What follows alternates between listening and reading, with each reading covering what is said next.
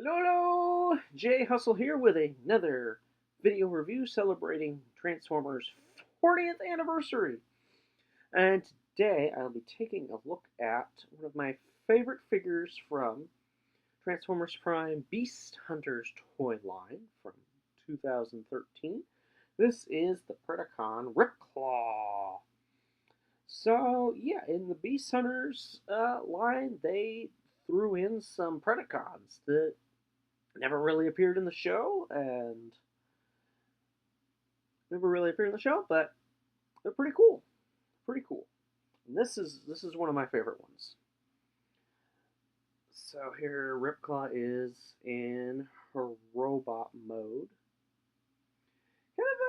Kind of a strange, kind of bestial robot mode, which makes sense, but it is kind of kibbly and fiddly. I'm going to give you the turnaround here. I really do like the kind of tealish kind of plastic, and if you notice, it has that kind of the kind of yellow gold kind of marbling in it, which I think looks really good. And the reds are kind of a good accent color. Really kind of loud, but I think it works. So yeah, articulation not all that great.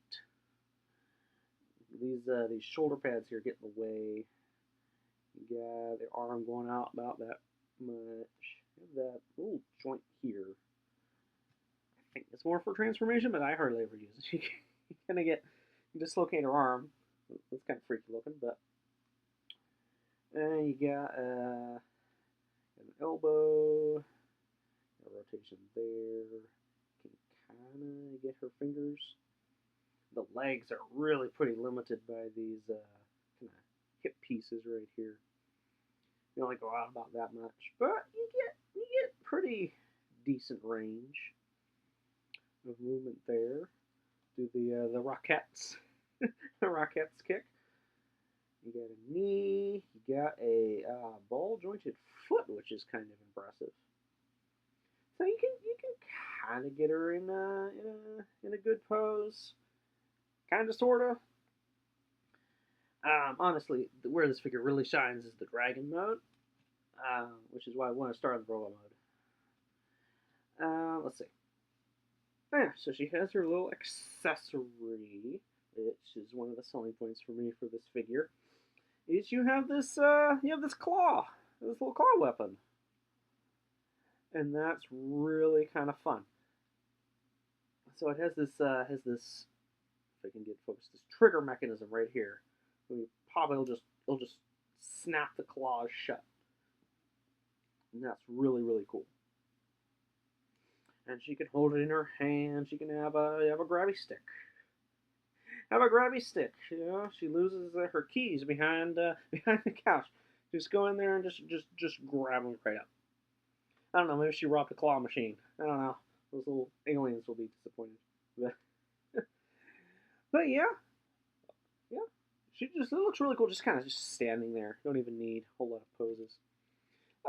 For quick comparison, we got Beast Hunters Ratchet, which is another very weird figure. And let's see if we can get this gimmick going here. I'm just yeah, it kind of works. That's kind of the intent. You can just grab some, just kind of chuck whatever she grabs.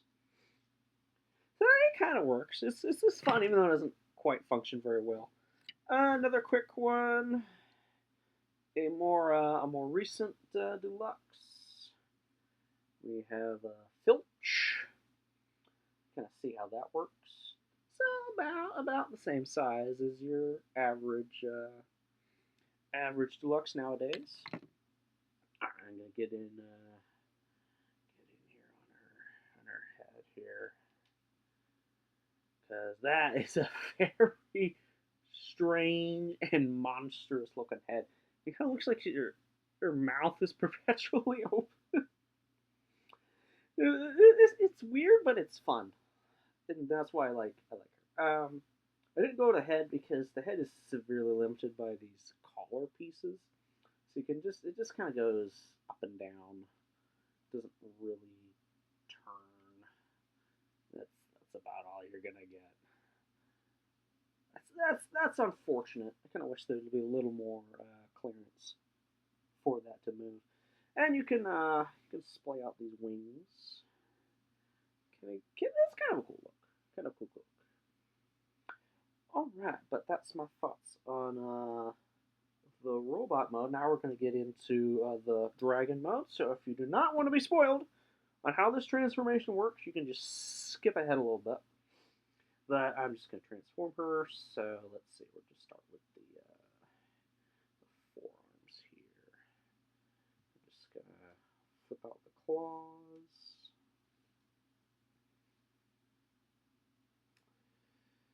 And then we're going to kind of fold this back up. The other thing of this figure is it's a little tricky to transform because the pieces tend to get in the way of each other. So let's bring the head out right like that. And then there's a joint right here in the back.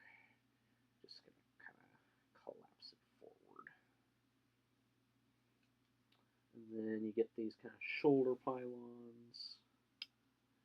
Flip them up and they'll tab in to the head. And yeah, these are where they need to be. And then fold in these little belly pieces. Just kind of get in the way of the shoulders there. Yeah, so this figure is a little fiddly. I think the result is well worth it. And these little shins here, just kind of pop them up. Rotate them up, and then they're going to tab back in right up there. Going to get a chicken digimorph leg, however you say it, going there. And yeah, that's pretty much it. Yep, there we go. And get her claw. And that is a very, very nice dragon mode. Like, one of the best dragon modes from this Beast Hunters line. Just something really dynamic about it that I just really, really love. So yeah, you get all the same kind of articulation. It's not all that useful in here, but can kind of get some. See if we can get a kind of a rearing up pose. Yeah. That works. And let's see. We got the wings. Can go up and down. I would have liked a little more articulation in the wings. I think that would have been cool. But it's not bad. But this tail is where the fun really comes in, because it's on this joint right here. So you can get it like up overhead like a scorpion. And if you detach it from here, it's just this soft rubber. It's kind of these armor pieces on this kind of soft, rubbery kind of chain. So you can get a good range of movement out of it. And I can just kind of have that kind of thing going on. That might actually work better. Hold on, let me try something. we're trying something. We're going to put Ratchet right here. Just keep her tail. Alright, let's see. Yeah, that kind of works. Kind of. Yeah, at any rate, a very, very cool dragon. Alright, we're going to get close up on the dragon head if we can. Yeah, a very fierce looking dragon head. The only complaint I have with this dragon head is you don't get a whole lot of articulation. It's very kind of limited in what it kind of does, but it looks really cool. And you got soft rubber there. Kind of surprising not on the claw tail, but on the head it's got that soft rubbery. Alright, and let's see. For a comparison, we have just for fun, we have Flygon. Yeah, from the Pokemon world. Flygon, kind of a similar shape, similar feel. Kind of see how that works. And let's see, we got Brush Guard here. I got a Scout class from Cybertron. See how that works. Yeah, I would not want to be driving and run into that. Would not be good. Yeah, so a very, in my opinion, a very, very good figure from, like I said, a very weird line. I mean, just look at Ratchet. Just look at Ratchet. This is weird. But I think this is weird in a way that really works and is really fun.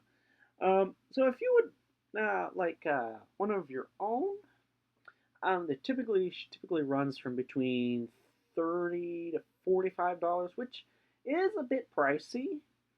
But I think if you want one of these Beast Hunters dragons, I think she's one of your best bets. The other ones just didn't work out all that well. And if you would like to see her in action, there's a few pros kind of stories. They had some stories on the instructions. But the main place you can kind of see her is the IDW's Rage of the Dinobots comics, where there's a character, Sir Cat. Yeah, funny, right? Sir Cat. That shares a body type with her, so the design is the same. But as for Ripclaw herself, not really a whole lot of appearances, which is a shame. But yeah, that's pretty much my thoughts. And I guess let me know in the comments if you want me to review any of the other Beast Hunters. There's a couple more decent ones. But yeah, this is Jhusle signing out.